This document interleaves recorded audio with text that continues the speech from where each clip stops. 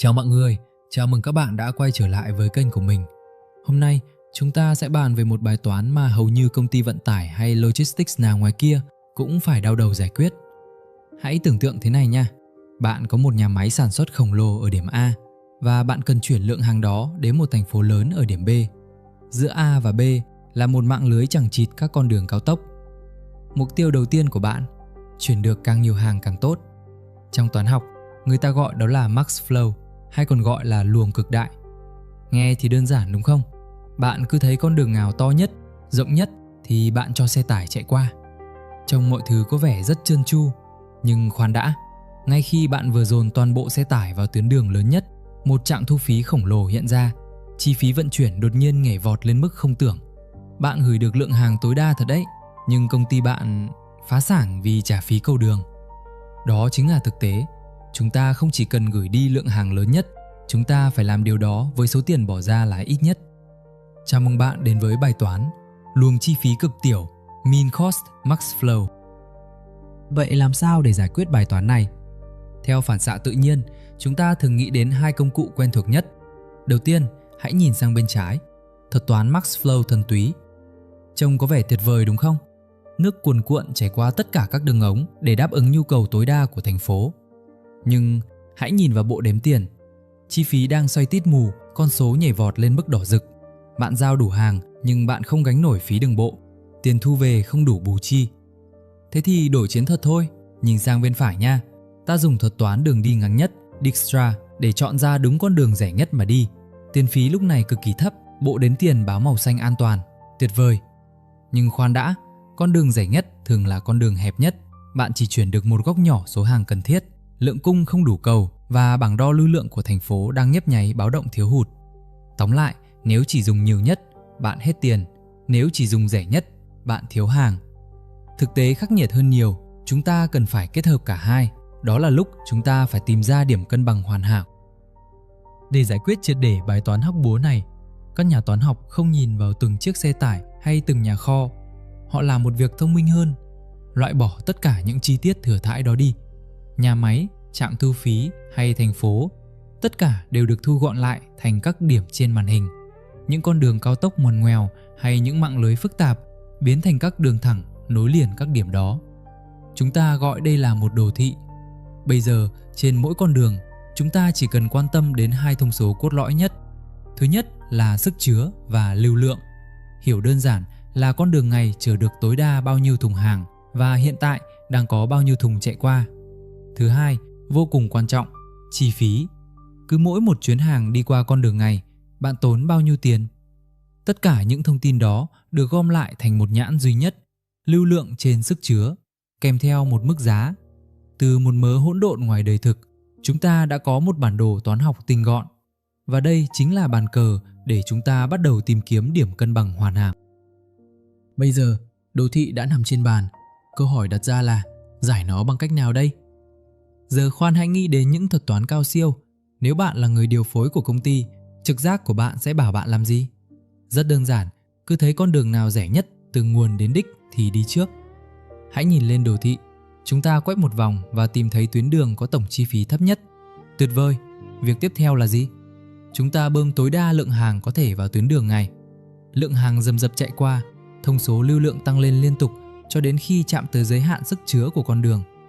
Đến đây, con đường rẻ nhất đã tắc, ta khóa nó lại. Vậy thì làm gì tiếp đây? Đương nhiên là đi tìm con đường rẻ thứ nhì. Lại tìm thấy nó và ta lại bơm hàng đến mức kịch trần. Tìm đường ngắn nhất, bơm đầy, rồi lại lặp lại. Cách tiếp cận này được gọi là Successive Shortest Path, tìm đường đi ngắn nhất liên tiếp. Nhìn các con số nhịp nhàng chạy trên màn hình, mọi thứ có vẻ quá hợp lý, quá thần tự nhiên. Nhưng cuộc sống, liệu có dễ đoán và trơn tru như thế không nhỉ? Nghe thì hoàn hảo đúng không? Nhưng hãy nhìn kỹ lại một mạng lưới khác nhé. Một tình huống rất hay gặp ngoài thực tế. Giả sử, ở ngay giữa bản đồ có một đoạn đường cắt ngang với chi phí cực kỳ rẻ, gần như là đi không mất tiền. Theo đúng bản năng tham lam mà chúng ta vừa làm, thuật toán sẽ lập tức đánh hơi thấy con đường này. Rẻ mà, tội gì mà không đi? Thế là toàn bộ lượng hàng đầu tiên ồ ạt đổ vào con đường cắt chéo này. Lưu lượng nhanh chóng bơm đầy kịch trần, xong một chuyến. Nhưng chờ đã, nhìn xem chuyện gì vừa xảy ra này. Bằng việc dồn hết hàng vào con đường tắt đó, chúng ta vừa vô tình khóa cứng nút giao thông quan trọng nhất ở giữa bản đồ. Bây giờ, những xe hàng phía sau ở trạm xuất phát vẫn đang nằm chờ. Vẫn còn những con đường khác chưa dùng hết công suất. Thành phố thì vẫn đang gào thét vì thiếu hàng. Nhưng khi xe tải cố gắng tìm đường đi, thì mọi ngả đường dẫn đến thành phố đều đã bị chặn đứng bởi chính chuyến hàng rẻ tiền lúc nãy. Đèn đỏ nhấp nháy báo lỗi trên toàn hệ thống. Chúng ta mắc kẹt ở một lưu lượng rất thấp, không thể nào đạt được max flow. Chỉ vì cắm đầu đi vào cái lợi rẻ mạt ngay trước mắt, chúng ta đã phá hỏng bài toán tổng thể. Đây chính là cái bẫy của sự tham lam cục bộ. Trong toán học, nếu bạn không biết nhìn xa trông rộng, bạn sẽ tự nhốt mình vào ngõ cụt. Vậy làm sao để thoát ra? Làm sao để nói với hệ thống rằng ê, chuyến hàng lúc nãy đi nhầm rồi, cho tôi rút lại để đi đường khác? Hệ thống ống nước ngoài đời thì không thể chảy ngược, nhưng toán học thì có thể. Chúng ta đang kẹt cứng. Làm sao để hệ thống nhận ra nó đã đi sai nước cờ và cần quay lại? Đời thực thì nước đã rớt xuống đất, không thể hút ngược lên. Xe đã chạy đi, không thể xóa bỏ đựng xăng đã đốt. Nhưng trong thế giới toán học, chúng ta có thể trả hàng và hoàn tiền. Hãy nhìn lại con đường tắc ngang ở giữa đồ thị. Chuyến hàng đầu tiên đã quét sạch sức chứa của nó, và bạn đã tốn $1 cho mỗi thùng hàng đi qua. Để giải quyết sự bế tắc này, thuật toán tạo ra một thế giới song song ngay bên dưới đồ thị gốc. Nó gọi là đồ thị thặng dư. Nguyên lý rất đơn giản. Cứ mỗi khi một thùng hàng chạy qua đường A đến B, thuật toán sẽ tự động vẽ một con đường ảo chạy ngược lại từ B về A. Nhưng điều kỳ diệu nằm ở mức giá của con đường ảo này. Nếu bạn mất $1 để đi xuôi, thì khi bạn đẩy hàng đi ngược lại, tức là bạn đang hủy bỏ chuyến đi trước đó, hệ thống sẽ trả lại cho bạn $1. Chi phí của con đường ngược này chính là -$1. Đúng vậy, một con đường có chi phí âm. Nó giống hệt như một tấm vé hoàn tiền. Nhờ có những con đường ảo với mức giá âm này, thuật toán của chúng ta không bao giờ sợ sai. Nó có thể thoải mái thử nghiệm. Lỡ đi nhầm thì chỉ việc bơm hàng đi ngược lại để lấy lại tiền và nhường đường cho tuyến khác tối ưu hơn. Bây giờ, chúng ta đã có vũ khí mới. Hãy xem cách hệ thống tự sửa sai nha. Vậy là trên tay chúng ta đã có đồ thị thặng dư. Trên đồ thị này có những tấm vé hoàn tiền mang chi phí âm. Việc bây giờ chỉ đơn giản là tìm con đường có tổng chi phí rẻ nhất từ nguồn đến đích. Nhắc đến tìm đường ngắn nhất, chắc hẳn bạn sẽ nghĩ ngay đến chuyên gia nổi tiếng nhất trong ngành, thuật toán Dijkstra. Thử thả Dijkstra vào đồ thị xem sao nhé. Chú robot này chạy rất nhanh, tự tin quét qua các đỉnh. Nhưng khoan đã, khói bốc lên rồi. Vấn đề là Dijkstra được thiết kế với một niềm tin ngây thơ. Càng đi xa, chi phí chỉ có thể tăng lên, chứ không bao giờ giảm xuống. Khi nó dẫm phải một con đường có chi phí âm, logic của nó hoàn toàn sụp đổ. Hệ thống báo lỗi diện rộng. Dijkstra rất giỏi, nhưng nó bất lực trước số âm. Để xử lý bài toán này, chúng ta phải mời một chuyên gia khác, chậm hơn nhưng bao quát hơn, thuật toán Bellman-Ford. Hãy nhìn cách Bellman-Ford làm việc. Nó không cắm đầu chạy theo một con đường duy nhất. Thay vào đó, nó đứng tại chỗ và phát ra các luồng sóng radar quét qua toàn bộ đồ thị. Lần thứ nhất, lần thứ hai, mỗi lần sóng đi qua, nó lại phát hiện ra những con đường rẻ hơn nhờ cộng gộp với các số âm. Nó bao quát toàn cục, và nhờ sự cẩn trọng tuyệt đối này, Bellman-Ford đã tìm ra con đường tối ưu thực sự mà không hề bị đánh lừa. Bây giờ, chúng ta hãy đặt hai thế giới này cạnh nhau để xem chúng phối hợp thế nào nha. Bên trái là đồ thị gốc, thế giới thực tế, nơi xe tải và hàng hóa thực sự lăn bánh. Bên phải là đồ thị thặng dư, phòng điều khiển toán học, nơi Bellman-Ford làm việc và tạo ra các vé hoàn tiền. Hệ thống bắt đầu chạy lần thứ nhất. Bên phải, Bellman-Ford phát sóng radar và nhanh chóng khóa mục tiêu vào tuyến đường rẻ nhất lúc này. Từ nguồn, qua trạm A, rẽ xuống trạm B rồi về đích. Chi phí tổng cộng chỉ $5. Ngay lập tức, lệnh được truyền sang bên trái. Chúng ta bơm tối đa 10 đơn vị hàng hóa vào tuyến đường thực tế này. Bạn có thể thấy luồng dữ liệu màu xanh đang lấp đầy các ống dẫn. Nhưng hãy nhìn kỹ sang bên phải. Điều kỳ diệu đang xảy ra.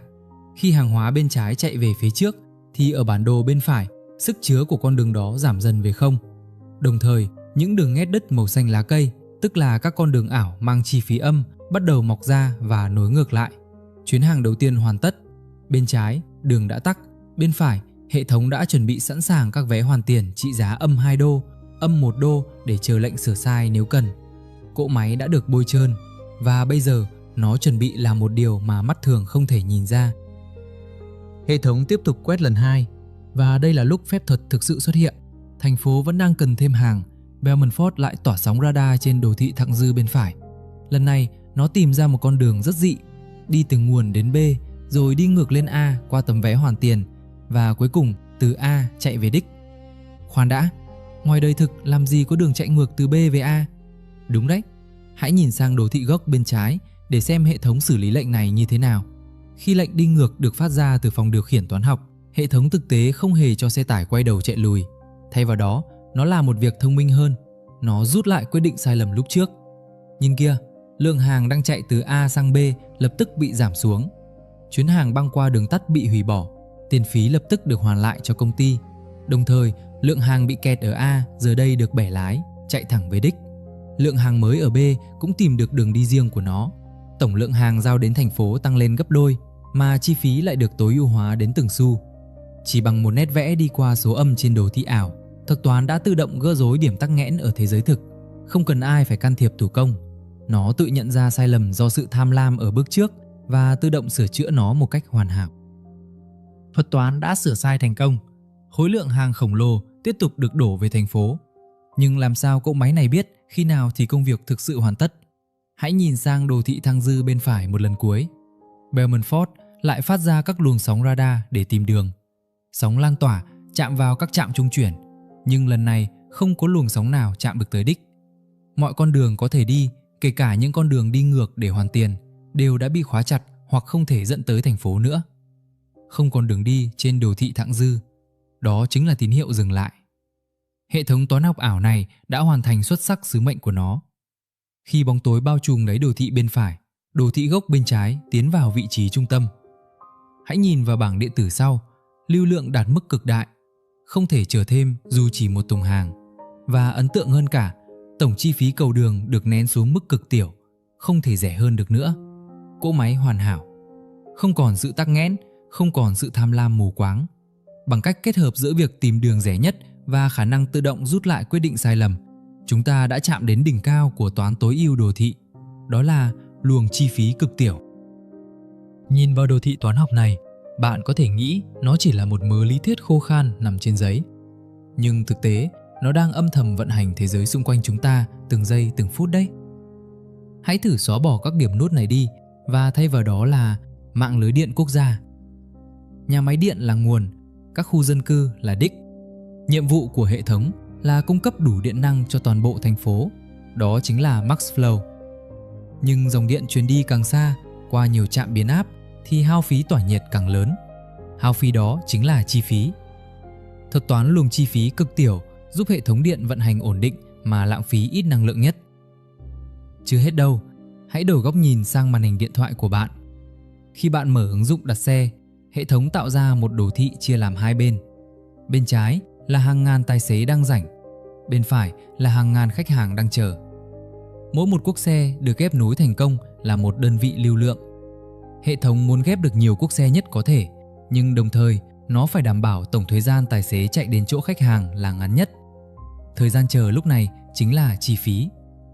Chỉ bằng một nền tảng toán học duy nhất, chúng ta giải quyết từ bài toán năng lượng vĩ mô cho đến việc làm sao để cuốc xe của bạn đến nhanh hơn 2 phút. Đó chính là vẻ đẹp thực sự của thuật toán. Từ những điểm và đoạn thẳng khô khan trên giấy, chúng ta vừa nhìn thấy cách toán học tối ưu hóa một mạng lưới điện quốc gia hay hàng triệu cuốc xe ngoài đời thực. Đó là lý do tại sao việc hiểu bản chất của thuật toán lại quan trọng đến vậy. Nó không phải là việc học thuộc lòng từng dòng code hay copy công thức. Nó là tư duy nhìn thấu vấn đề và tìm ra điểm cân bằng hoàn hảo nhất. Nếu bạn thấy góc nhìn này đi đúng vào trọng tâm và thực sự hữu ích, hãy giúp kênh một lượt đăng ký và bật chuông thông báo nhé. Chúng ta sẽ còn gặp lại nhau với rất nhiều bài toán thú vị khác, đi thẳng từ trực giác đến cốt lõi. Cảm ơn các bạn đã theo dõi và đồng hành cùng mình nha. Mình là Phúc Nguyên. Xin chào và hẹn gặp lại trong video tiếp theo.